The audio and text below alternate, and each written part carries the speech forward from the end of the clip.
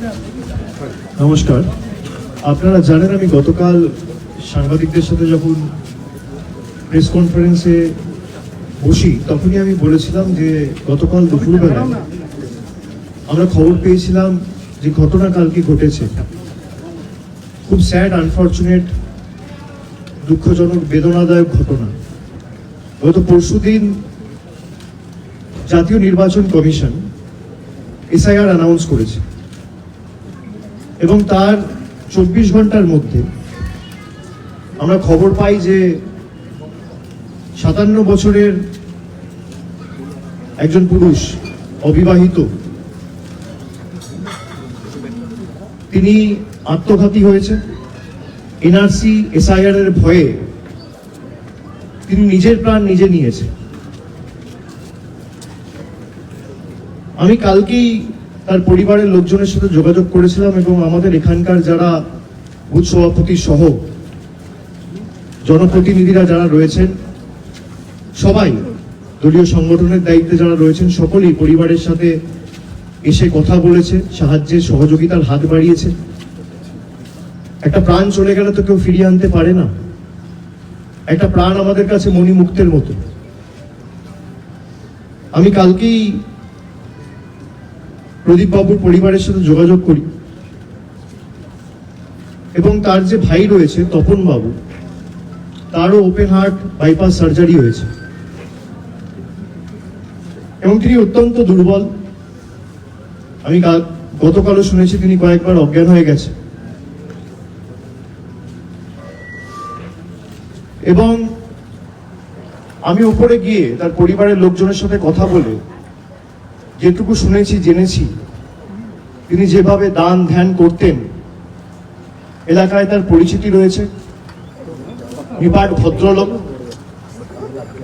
NRC এবং SIR যে আতঙ্ক, একদিকে ইলেকশন কমিশন আর একদিকে কেন্দ্রের সরকার, মানুষকে ভয় দেখানো, মানুষকে ভীত সন্ত্রস্ত করে রাখা, মানুষের মধ্যে একটা আতঙ্কের পরিস্থিতি, পরিবেশ তৈরি করা, তারা ঠিক করবে ভারতবর্ষের নাগরিককে।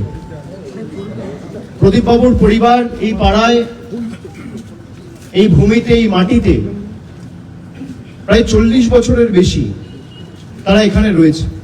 এই বাড়িতে হয়তো কিছুদিন আগে এসছে, এদের পাশেই তারা থাকতেন। প্রায় 40 বছরের বেশি তারা বসবাস করছে। আমি সাংবাদিক বন্ধুদের মাধ্যমে এলাকার প্রতিবেশী যারা আছেন, যারা আমার কথা শুনছেন, আমি আপনাদের করজোড় করে অনুরোধ করছি, হাত জোর করে সবাইকে, যে আপনারা ভয় পাবেন না। আমরা বেঁচে আছি। বাংলায় মমতা বন্দ্যোপাধ্যায়ের সরকার থাকতে, আমরা থাকতে এত সোজা না যে বছরের পর বছর, 40 বছর, 50 বছর, 30 বছর ধরে যারা বাংলায় রয়েছে, যাদের বাবা, দাদু, ঠাকুরদা, একের পর এক প্রজন্ম বাংলায় রয়েছে, তাদেরকে বাংলাদেশি বলে বাংলাদেশে পাঠিয়ে দেওয়া হবে, এত সোজা নয়। আমরা বুকের রক্ত দিয়ে রক্ষা করব। আমি প্রত্যেকটা লোককে, প্রত্যেকটা মা ভাই বোনেদের, প্রত্যেক পরিবার যারা আমার কথা শুনছেন, বিশেষ করে কলোনি এলাকায় যারা থাকেন, তারা নির্ভয়ে নিশ্চিন্তে থাকুন। কোন এসআইআর এনআরসি করে বাংলার একটা মানুষকে যদি এরা ভোটার তালিকা থেকে বাদ দেয়, আমরা 1 লক্ষ লোক নিয়ে নির্বাচন কমিশন ঘেরাও করব। কত ধানে কত চাল এদের বোঝাবো, এত সোজা নয়। আমি প্রদীপ বাবুর বাড়িতে থাকতে থাকতে তার ভাইয়ের সাথে কথা বলতে বলতে আমার কাছে খবর এলো দিনহাটায় আর একজন ভদ্রলোক এসআইআর এর ভয়ে আত্মহত্যা করার চেষ্টা করেছে, বিষ খেয়ে। তাকে হাসপাতালে নিয়ে যাওয়া হয়েছে। আমি সর্বশক্তিমানের কাছে প্রার্থনা করি তাকে যেন সুরক্ষিত রাখে। কিন্তু দিনের পর দিন যেভাবে মানুষ আতঙ্কের মধ্যে বসবাস করছে, আমি সকলকে অনুরোধ করব, আপনারা চিন্তা করবেন না। প্রদীপ বাবুর নামে আমি সত্যি খুব লজ্জিত যে একটা রাজনৈতিক দল এতটা নিচে নামতে পারে, তাকে আক্রমণ করা হচ্ছে, ব্যক্তি আক্রমণ করা হচ্ছে, তিনি লিখতে পারেন কি না লিখতে পারেন সে নিয়ে কথা বলা হচ্ছে। তিনি পরিষ্কারভাবে লিখে দিয়ে গেছেন যে আমার মৃত্যুর জন্য দায়ী এনআরসি এবং এসআইআর। তারপরে ওটা নিয়ে রাজনীতি করবে। এবং পরিবারে উনি একমাত্র লোক যিনি পরিবারটা চালাতেন কাজ করে। তাদের পাশে একটা ছোট্ট দোকান রয়েছে। প্রয়াত প্রদীপ বাবু এবং তার ভাই তপন বাবু দুজনে মিলে এই কাজে দোকানটা চালাতেন। Soul earning member of the family. পরিবারের লোকেরা এখন চিন্তায় যে আমরা ঘর সংসার চালাবো কি করে, থাকবো কি করে, বাঁচবো কি করে। যারা নিজেদেরকে হিন্দু ধর্ম এবং সনাতনী হিন্দুদের রক্ষাকর্তা, বিধাতা, ধারক, বাহক বলে দাবি করে, একটা লোক এসে পরিবারটার খোঁজ নিয়েছে। 24 ঘন্টা হয়ে গেল, এরা ভাষণ দেয়। এরা ঠিক করবে কে বাংলাদেশ থেকে এসছে, কে পাকিস্তান থেকে এসছে। আপনারা শুনে রাখুন আমার কথা। বাংলাদেশের যদি আপনারা ম্যাপ দেখেন, মায়ানমারের যদি আপনারা ম্যাপ দেখেন, যেখান থেকে রোহিঙ্গা প্রবেশ করে, 4 থেকে 5টা রাজ্য রয়েছে। আর মায়ানমার আর বাংলাদেশের বর্ডার যদি দেখেন, সব মিলিয়ে 8টা রাজ্য রয়েছে।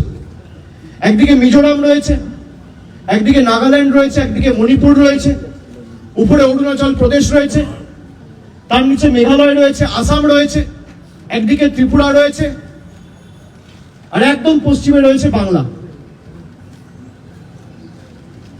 শুধুমাত্র বাংলা এরা এসআইআর করছে। তার কারণ বাঙালি এদের কাছে বশ্যতা স্বীকার করেনি, আত্মসমর্পণ করেনি, এদের কাছে মাথা নত করেনি।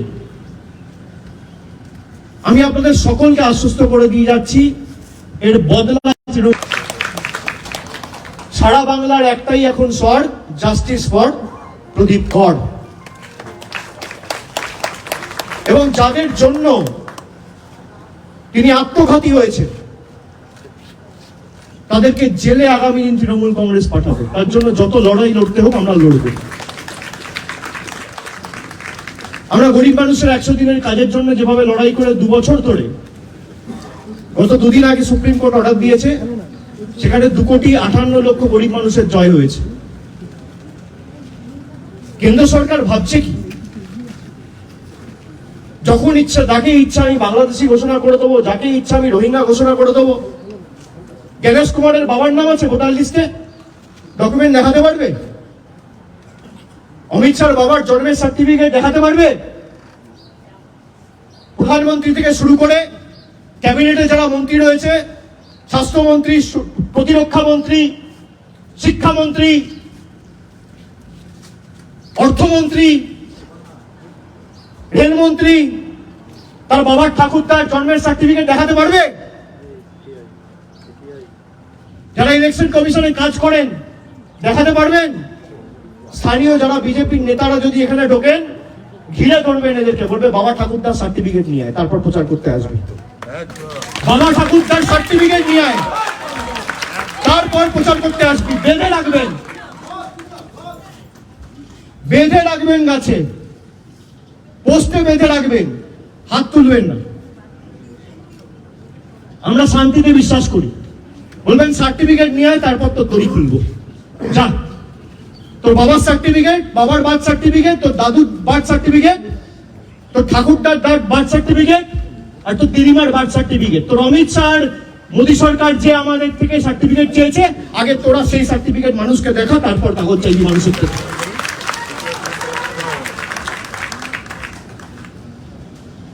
আর কেউ ভয় পাবেন না। 4 তারিখ থেকে এসআইআর এর ইনিউমারেশন ফর্ম ডিস্ট্রিবিউট হবে। জায়গায় জায়গায় তৃণমূল কংগ্রেসের ক্যাম্প থাকবে, আপনাদের পাশে দাঁড়াবে তৃণমূল কংগ্রেসের কর্মীরা, অতন্ত্র প্রহরীর মতো আপনার পাশে দাঁড়িয়ে আপনাকে সাহায্য সহযোগিতা হাত বাড়িয়ে দেবে। কেউ ভয় পাবেন না। ভয় পাওয়ার কোনো কারণ নেই। মমতা বন্দ্যোপাধ্যায় না থাকলে ভয় পেতেন, তৃণমূল না থাকলে ভয় পেতেন। যতদিন আমরা আছি নিশ্চিন্তে থাকুন। রবীন্দ্রনাথ ঠাকুরের বাংলা, বিদ্যাসাগরের বাংলা, বঙ্কিমচন্দ্রের বাংলায়, স্বামী বিবেকানন্দর বাংলা, রামকৃষ্ণ পরমহংসদেবের বাংলাকে যারা ব্যঙ্গ বিদ্রুপ করেছে, বাংলাদেশি বলে যাদের আখ্যায়িত করে আমাদের অপমান করেছে, আগামী দিন জবাব নেওয়ার জন্য আমাদের সকলকে এখন থেকে প্রস্তুত থাকতে হবে। যে কটা ছাইপাস পড়ে আছে, আমি বলছি এরা যদি প্রচার করতে আসে, এদেরকে হিসাব চাইবেন প্রথমে, যে 11 বছর এদের সরকার ক্ষমতায় এই পানিহাটির জন্য, পাশে খড়দার জন্য, ব্যারাকপুরের জন্য কি করেছে। আর সেকেন্ড হচ্ছে বাপ ঠাকুরদার সার্টিফিকেট নিয়ে আসবি, তারপর ভোটের যে কোনো পত্র মানুষকে দিবি। যদি না দিতে পারে বেঁধে রাখবেন। আমি আছি। 4 তারিখ থেকে এসআইআর শুরু হবে।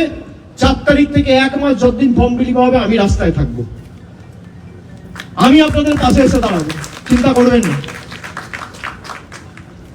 সুতরাং আমি সকলকে বলবো যে আপনারা একেবারে নিশ্চিন্তে থাকুন, ভয় পাবেন না। এলাকার প্রতিবেশী যারা আছেন, বন্ধু বান্ধব যারাই ভয়ে আতঙ্কে রয়েছে, তাদেরকে আপনারা বলুন ভয়ের কোনো কারণ নেই। 5 জনকে বাংলাদেশি হিসেবে বাংলাদেশে পাঠিয়ে দিয়েছিল।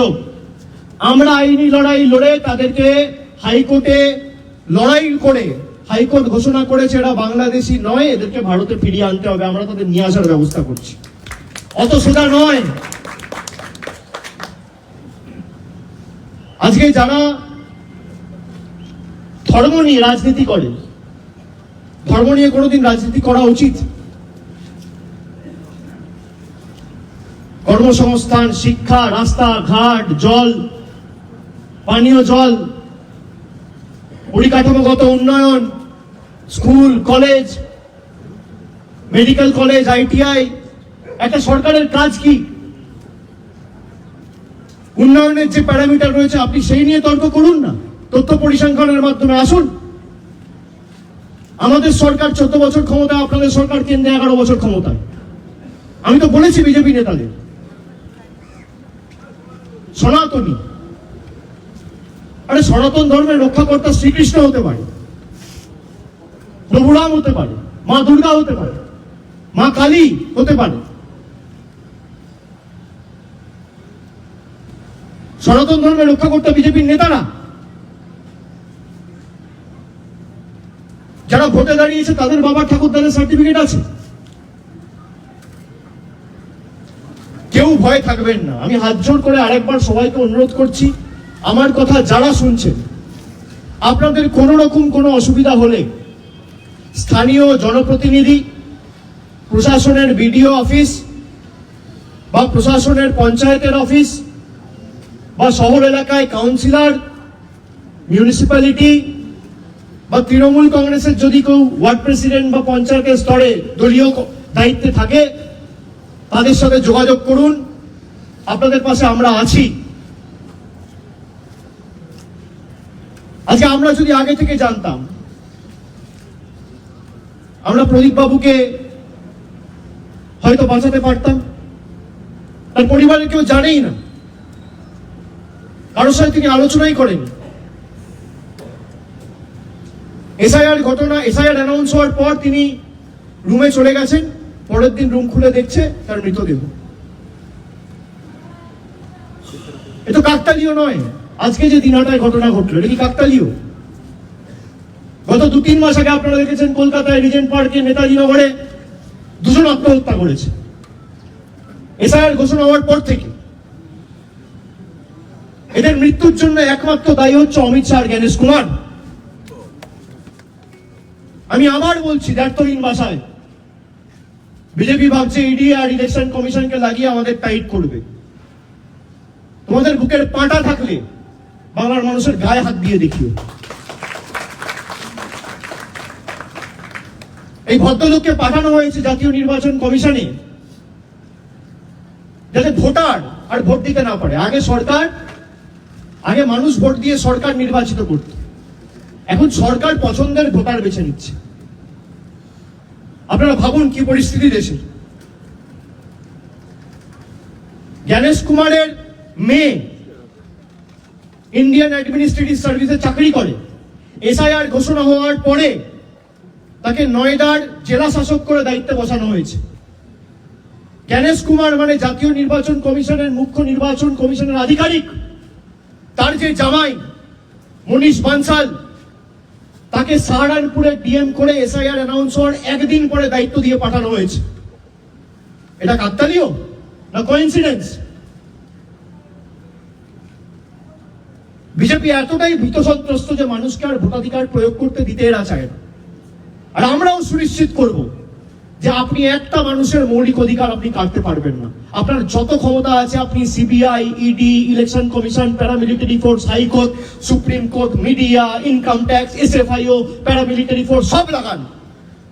আমরা মানুষের শক্তি নিয়ে রাস্তায় নামবো। গতকাল তৃণমূল কংগ্রেস মিছিল করবে এই পানিহাটিতে। সারা বাংলা জুড়ে একটাই স্বর, জাস্টিস ফর প্রদীপ কর। এই স্লোগানকে সামনে রেখে কালকে মিছিল হবে এবং আগামী দিন আমি আবার আসবো এখানে, কথা দিয়ে গেলাম। কেউ ভয় পাবেন না, ভয় পাওয়ার কোনো কারণ নেই। স্থানীয় যারা জনপ্রতিনিধি আছে তাদের সাথে যোগাযোগ করুন। মমতা ব্যানার্জি সরকার থাকতে আর মমতা ব্যানার্জি বেঁচে থাকতে একটাও প্রাণ আমরা অকালে যেতে দেবো না। এটা আমাদের দায়িত্ব এবং দায়বদ্ধ। সবাই ভালো থাকবেন। এলাকার সকলকে আমার প্রণাম জানাচ্ছি এবং সকলে নিশ্চিন্তে নির্দ্বিধায় থাকবেন এবং ভালো থাকবেন। সমবয়সী যারা আছে তাদের সকলকে আমার ভালোবাসা এবং বড়দের শ্রদ্ধা জানাচ্ছি। অনেক অনেক ধন্যবাদ। জয় Bangla. Again, one suicide committed by one sister in Kuchbihar. What kind of awareness we will be doing? मैंने वो बोल दिया कि एसआईआर के नाम पे कल भी जो घटना घटा आप सबको पता है, और आज जो दिनाटा में हुआ वो भी आप सबको पता है। इनके लिए अगर कोई जिम्मेदार ठहराया जाता है तो वो चीफ इलेक्शन कमिश्नर है, क्योंकि एसआईआर का घोषणा हुआ 2 दिन पहले परसों, और 48 घंटे के पहले 2 जान जा चुकी है। और आज जहां पे मैं आया हूं प्रदीप कर का घर में, उन्होंने साफ बयान दिया है, लिखा है सुसाइड नोट पे कि मेरे मृत्यु के पीछे जिम्मेदार है एसआईआर और एनआरसी। तो इसके लिए अगर जिम्मेदार कोई है, देश का गृह मंत्री अमित शाह है और chief election commissioner Gyanesh Kumar है। ये सीधा बात है। Thank you. Are you doing campaign awareness?